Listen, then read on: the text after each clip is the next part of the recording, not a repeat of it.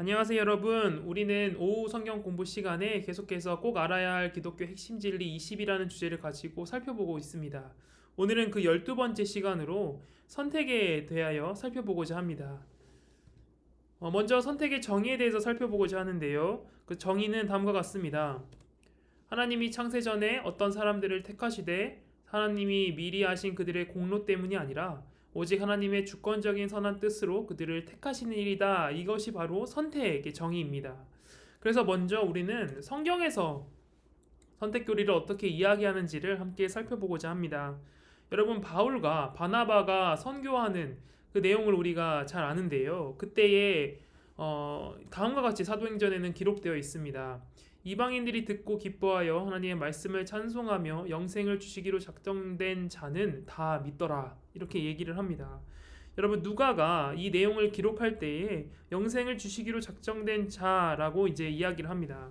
이것은 아마 누가의 머릿속에는 이 우리가 지금 살펴보고 있는 선택 교리가 그 머릿속에 있었을 것으로 생각됩니다. 특별히 바울이 에베소서 1장 4에서 6절에서 말하는 바가 이 누가의 머릿속에도 담겨 있다는 것을 알 수 있죠. 그러면 바울의 기록은 어떠할까요? 방금 전에 얘기했던 그 에베소서 1장 4에서 6절에는 우리가 익히 잘 알고 있는 그 내용이 이렇게 기록되어 있습니다. 곧 창세전에 그리스도 안에서 우리를 택하사 우리로 사랑하여서 그 앞에 거룩하고 흠이 없게 하시려고 그 기쁘신 뜻대로 우리를 예정하사 예수 그리스도로 말미암아 자기의 아들들이 되게 하셨으니 이는 그가 사랑하는 자 안에서 우리에게 거저 주시는 바 그의 은혜의 영광을 찬송하게 하려는 것이라. 아멘. 이렇게 바울은 이야기를 합니다. 바울이 말하기를 하나님께서 창세전에 사람들을 택하셨다라고 말하며 그것이 또한 하나님의 사랑이다라고 우리에게 알려줍니다. 여러분, 본래 사람들은 흠이 있고 거룩하지 못한 존재였습니다. 그렇기에 사람은 그런 흠이 많고 거룩하지 못하기에 스스로 그 죄에서 구원할 수가 없는 존재인 것이지요. 그렇게 여러분, 하나님의 은혜 없이는 사람은 구원받을 수가 없습니다. 다시 말하면 거룩해질 수도 없고요. 흠이 없어질 수도 없는 것이죠. 그러므로 택함은 이 창세전에 있었던 그 하나님의 택하심은 전적으로 하나님의 은혜다라는 사실을 우리가 알 수 있습니다. 다시 말해 선택은 하나님의 은혜라는 것이죠. 그러면 여러분, 우리가 이어서 두 가지를 살펴볼 건데요. 먼저는 선택이 의미하는 것이 무엇인가를 먼저 살펴보고 그 다음으로는 선택이 의미하지 않는 것이 무엇인가를 살펴보도록 하겠습니다. 먼저 여러분, 선택이 의미하는 것이 무엇인가를 살펴보려고 하는데요. 우리가 먼저 알아야 할 것은 선택은 성경에서 주로 위로로서 제시된다라는 겁니다. 로마서 8장 28절에는 이렇게 기록되어 있습니다. 우리가 알거니와 하나님을 사랑하는 자 곧 그의 뜻대로 부르심을 입은 자들에게는 모든 것이 합력하여 선을 이루느니라. 아멘. 이렇게 기록되어 있습니다. 여러분, 우리가 익히 잘 알고 이제 사용하는 본문이죠. 하나님께서 우리에게 선을 이루어 가신다라는 겁니다. 근데 여러분, 이 선이 과연 어떻게 이루어져 갈까요? 우리는 이 선이 과거와 그리고 현재 또 미래를 향하여 이루어진다라는 것을 이제 본문을 통해 알 수 있습니다. 특히 이 로마서 8장 28절에 이어지는 29절과 30절에 그 내용이 기록되어 있는데요. 먼저는 과거에 있는 사건을 통하여 우리가 알 수 있습니다. 과거에 그리스도께서는 그리스도의 형상을 본받게 하기 위해서 우리를 선택하셨습니다. 성경엔 이렇게 기록되어 있는데요. 하나님이 미리 아신 자들을 또한 그 아들의 형상을 본받게 위하여 미리 정하셨느니라 라고 로마서 8장 29절에는 기록되어 있습니다. 또 현재에도 그 일은 계속해서 이루어지는데요. 우리가 바로 의롭다함을 받는 것을 통하여 이루어져 갑니다. 로마서 8장 30절에는요. 또 이렇게 기록되어 있습니다. 또 미리 정하신 그들을 또한 부르시고 부르신 그들을 또한 의롭다 하시고. 우리가 이제 택함 받은 우리가 부르심을 받아 또한 의롭게 되는 칭의의 과정을 밟는 그 삶을 우리가 현재로서 살아가게 된 것이죠. 근데 이것이 단순히 과거와 현재의 일에서 그치는 것이 아니라 또 미래에도 계속해서 이루어져 나갑니다. 바로 의로운 자들이 영화롭게 되어가는 과정을 살아가는데요. 로마서 8장 30절에는 이렇게 기록되어 있습니다. 의롭다 하신 그들을 또한 영화롭게 하셨느니라.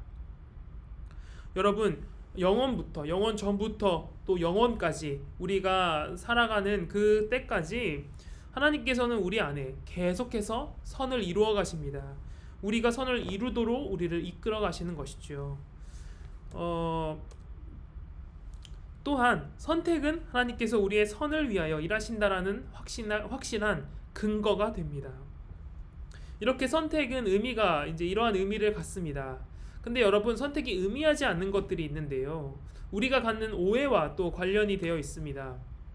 첫 번째로, 그렇다면 우리에게는 자유의지가 없는가라는 겁니다. 만약에 우리가 앞에서 살펴봤듯 하나님께서 이미 다 선택하셨다면 과연 우리에게 진정한 자유란 있는 것인가? 라는 질문을 할 수가 있게 되는 것이죠.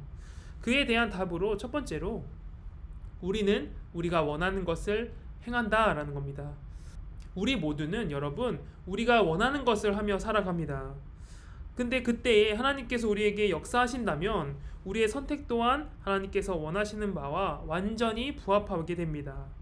그 안에서 우리는 자유의지를 발휘하며 우리의 자유의지를 사용하여 우리가 선택하며 살아가는 것이죠. 하나님께서 기뻐하시는 방향, 하나님께서 원하시는 방향으로 하나님과 함께 동행하며 우리의 자유의지를 사용하며 살아갑니다. 성경에서 또한 우리에게 자유의지가 있다라고 이야기를 합니다. 고린도전서 10장 23절에는 이렇게 기록되어 있습니다. 모든 것이 가하나 모든 것이 유익한 것이 아니요 모든 것이 가하나 모든 것이 덕을 세우는 것은 아니니. 여러분, 모든 것이 가하다라고 이야기를 합니다. 우리가 모든 것을 선택하고 선택하지 않을 그러한 능력이 우리에게 있다라는 것이죠. 또 베드로전서 2장 16절에는요. 너희는 자유가 있으나 라고 이야기를 합니다. 여러분, 우리 모두에게는 자유가 있습니다. 그럼 우리가 생각해야 할 것은요. 과연 자유가 무엇인가 라는 겁니다. 자유가 과연 무엇인가 라는 겁니다. 여러분, 자유는 하나님 안에서 누리는 것이 바로 참 자유입니다. 내 맘대로 살아가는 것은 자유가 아니라 방종인 것이죠. 방탕한 삶을 살아가는 것과 같습니다. 이 방탕한 삶, 이제 방종한 삶은 마치 신호등이 없이 운전하는 것과 같습니다. 여러분, 신호등이 없는 상태에서 80km로 달려야 할 곳에서 20km로 달린다거나 아니면 200km로 달린다면 그것은 이제 무법지대가 되고 사고가 끊임없이 일어나게 될 겁니다. 여러분, 그렇게 우리에게 자유가 주어지는데 우리가 원하는 대로만 살아간다면 우리는 그 자동차가 신호등 없이 살아가는 그 삶과 같이 아주 위험한 삶을 살아가게 됩니다. 여러분, 그렇기에 우리의 자유의지는 언제나 하나님의 뜻에 부합하며 살아가는, 하나님이라는 울타리 속에서 살아가는 것과 같습니다. 그때에 하나님께서는 참으로 우리의 그 삶을 기뻐하시는 것이죠. 두 번째로, 우리 신자들뿐만이 아니라 악인들도 자신들이 원하는 것을 행하며 살아간다라고 이제 성경에는 기록되어 있습니다. 요한복음 8장 43절에서 44절에는요. 이렇게 기록되어 있습니다. 어찌하여 내 말을 깨닫지 못하느냐? 이는 내 말을 들을 줄 알지 못함이로다. 너희는 너희 아비 마귀아기에서 났으니 너희 아비의 욕심대로 너희도 행하고자 하느니라 라고 이제 이야기를 합니다. 이제 한마디로 악인들도 그 하나님을 떠나 악을 취하며 살아가는 그 삶을 본인들이 선택했다라는 것이죠.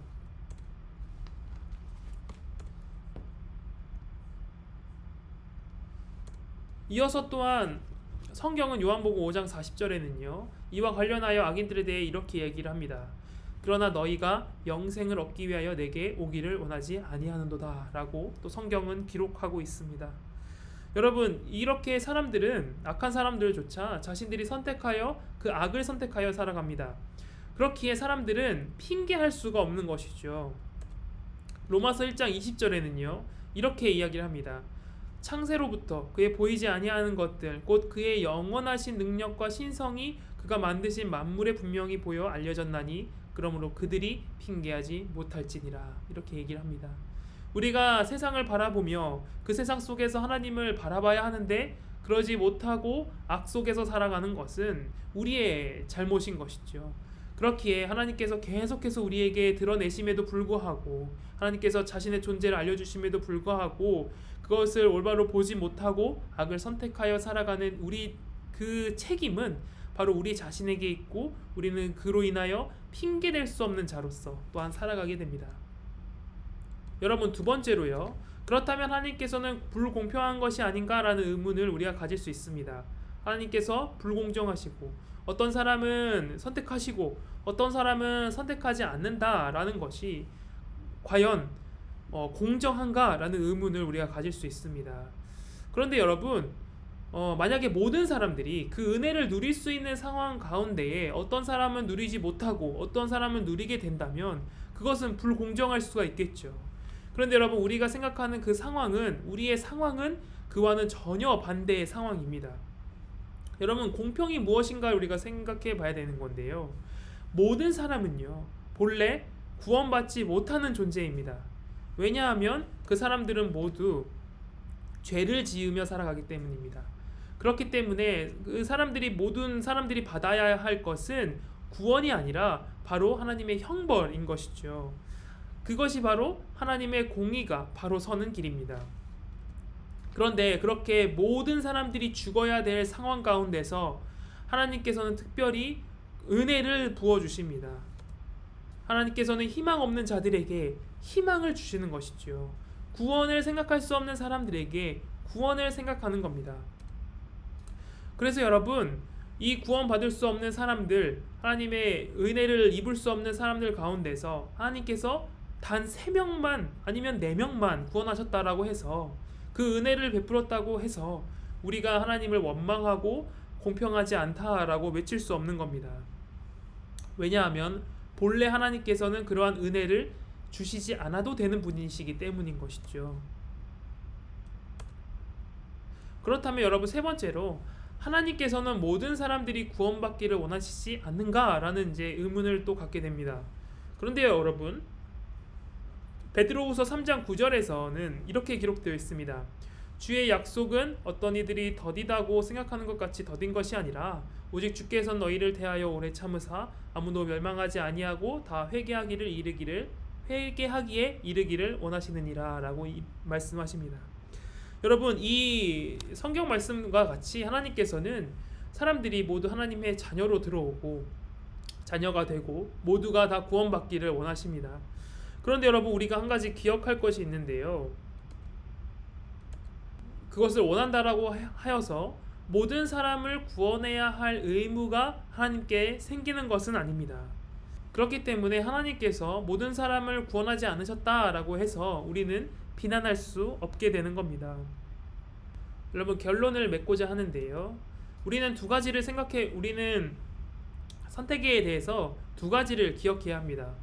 첫 번째로는 하나님께서는 선택을 말씀하셨지만 선택이 있다. 하나님께서는 이미 자신의 자녀들을, 백성들을, 구원받을 그 자녀들을 선택하셨다라는 그 선택 교리는 말씀하시지만 누가 선택했는지는 미리 말씀해 주시지 않는다라는 겁니다. 그래서 우리에게 의무가 생기는데요, 바로 우리는 복음을 전하는 일에 소홀히 해서는 안 됩니다. 왜냐하면 우리는 누가 선택받았는지를 알 수 없기 때문에 그 복음을 전하여 그 복음을 듣고 하나님의 백성이 돌아오게 해야 합니다. 근데 여러분, 선택교를 듣고 이런 생각을 할 수 있습니다. 어차피 하나님께서 하시는 일인데 내가 할 일이 없지 않은가 라는 생각을 할 수 있습니다. 그런 오류에 빠질 수 있는 것이지요.